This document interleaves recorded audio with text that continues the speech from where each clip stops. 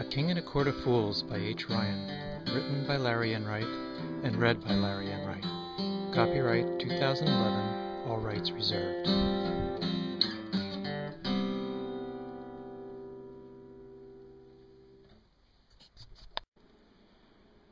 The Book of Tom. A reading from the Book of Tom. There are 3 places you never want to be caught dead. At the Isleys, without a quarter, downwind when Big Bob is farting, and anywhere near Sister Concepta's office. We didn't get a story about puddles that afternoon. We got something much different. Mrs. Baxter had just opened her storybook to read to us when Sister Del Rey, the school disciplinarian, appeared out of nowhere at the classroom door. Mrs. Baxter closed her book and stood up, smiled, and nodded to Sister. I liked Mrs. Baxter. I wasn't so sure about Sister Del Rey, though. She never smiled, she never frowned, she never laughed, she was never angry. Tom said she was a robot sister with superpowers that the nuns had gotten from the Sears catalog. When her robot eyes looked around the room, I knew she was there for me. First she pointed at me, and the desks around mine slid away, leaving me by myself. Then her hand turned palm upward, and she curled her long, knuckly finger back, yanking me out of my desk and almost knocking over my milk. I stood, arms frozen at my sides. I couldn't move. When she turned her hand again and pointed to a spot at her feet, an invisible force grabbed me and pulled me forward across the floor until I was standing beside her. She looked down at me, and without a word, walked out. I followed. What else could I do? Sam, Kate, Mary, and even Tom couldn't resist, and one by one she collected us and marched us down to the principal's office. Sister Concepta. Just say the name and it strikes fear in the heart of the bravest of the brave. The waiting room outside her office smelled old, and had the most uncomfortable wooden chairs for us to sit in. The room had 2 doors, one that went back to the school secretary Mrs. Apple's desk and freedom, and the other leading to Sister's inner sanctum and certain doom. Both were closed. 3 of the walls in the waiting room were white-painted wood panels with windows above.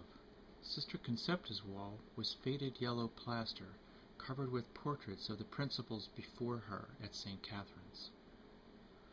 The blinds had been drawn on the 2 sets of windows that looked into other offices, but between the secretary's desk and waiting room they were open, so Mrs. Apple could keep an eye on us. I waved to her, and she waggled her finger at me. Tom pulled me back into my seat. "Sit down, Harry." "Why does Sister Concepta want to see us?" Mary shushed. "Keep quiet, or you'll get us all in trouble." Sam shifted uncomfortably in his chair. In case you hadn't noticed, we're already in trouble. Big trouble. Mary shushed us again. "Listen." It was Frankie Marks. He was in Sister Concepta's office. "It's all their fault my shoes are ruined, and when I tell my father—" "He's ratting us out," Tom said. "We need a plan. We have to stick together on this." I got down off my chair and peeked through the blinds into one of the other offices. There was Sister Del Rey, staring at me from her desk. She raised her finger, but before she could fire it at me, I let go of the blind, ran back to my seat, and hid behind Tom. Kate was trying to straighten out a crease in her skirt, but wasn't having much luck. She rubbed her palms across it over and over. "We should just tell."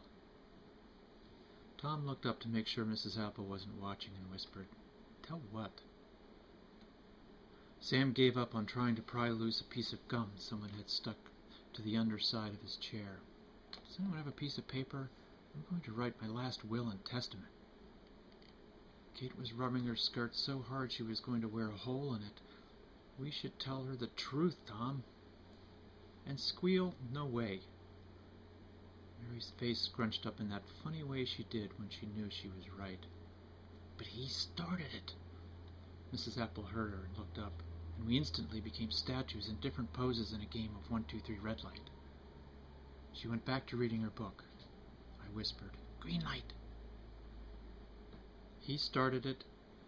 We'll finish it, but no squealing. Tom was the king, and the king had spoken.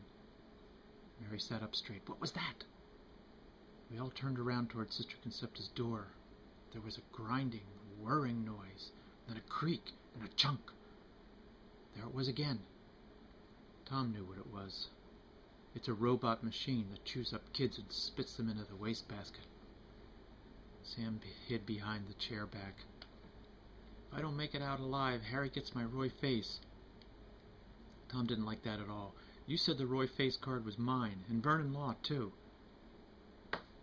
"That was when you were sitting on me, and besides, he's the only pirate Harry likes."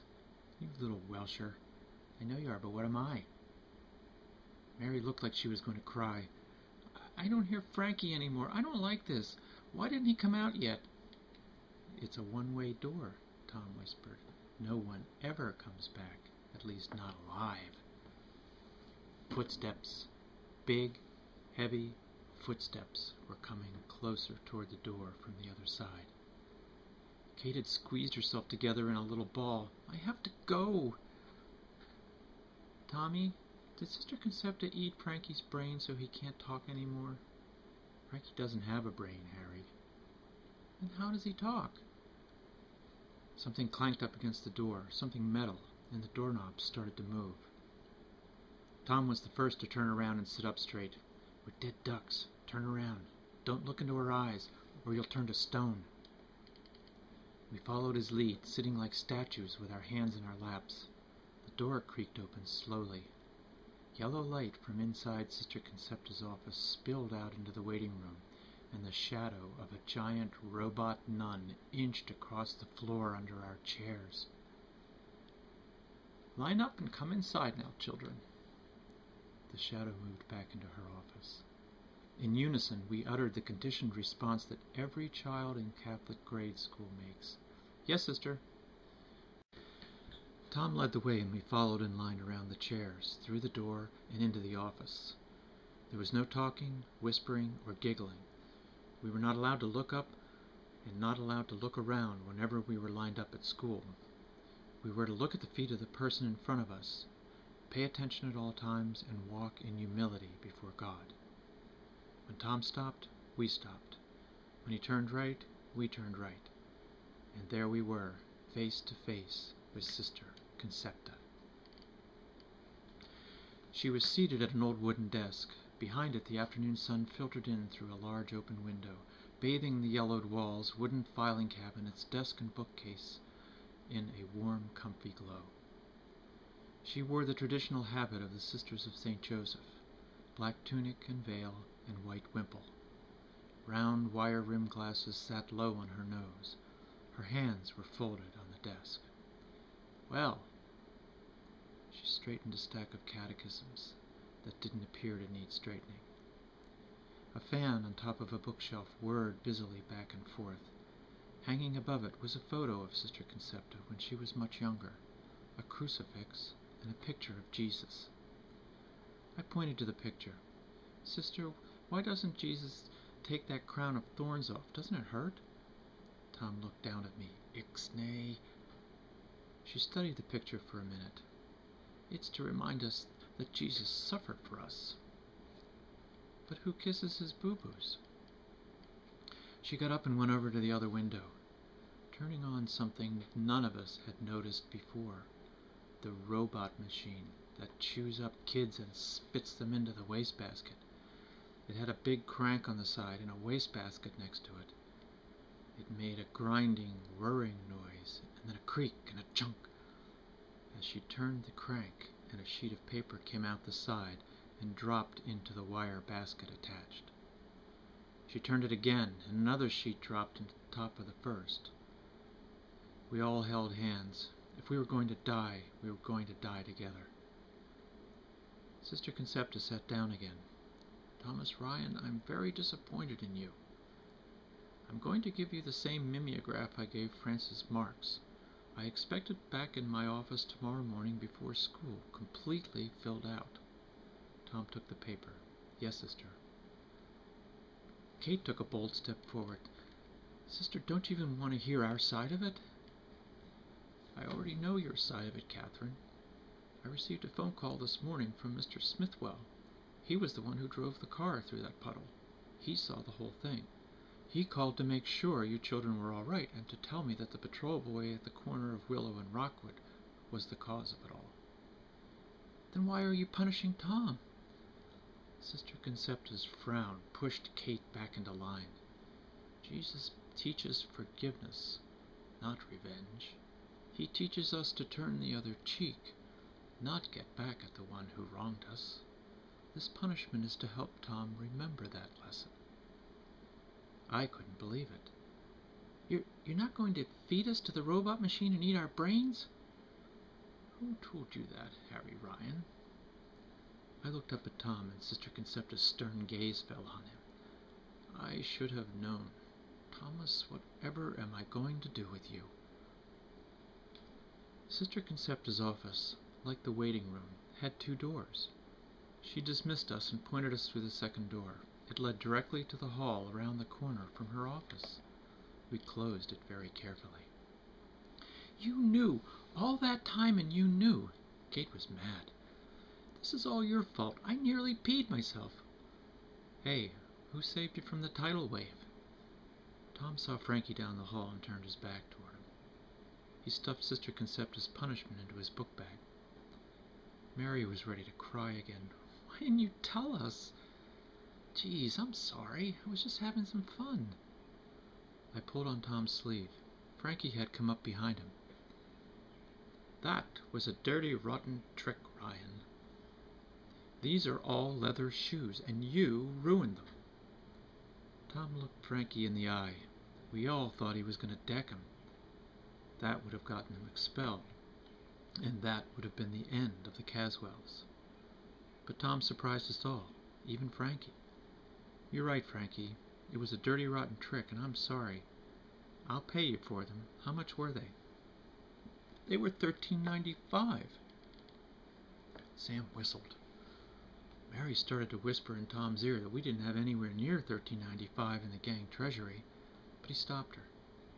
I'll bring the money over to your house after school. A big, gloating, nasty smile came over Frankie's face. That will be fine, Ryan. But then Tom added, and just to make sure, I'll give the money to your mother, and I'll tell her exactly what happened. And then I'll tell her how sorry I am that I did it to get revenge on you for soaking me and trying to soak my sisters. I should have turned the other cheek. And maybe I'll also give her Mr. Smithwell's number in case she doesn't believe me. Does that sound okay? The gloating smile drained from Frankie's face onto his ruined all-leather shoes, and he walked away without another word.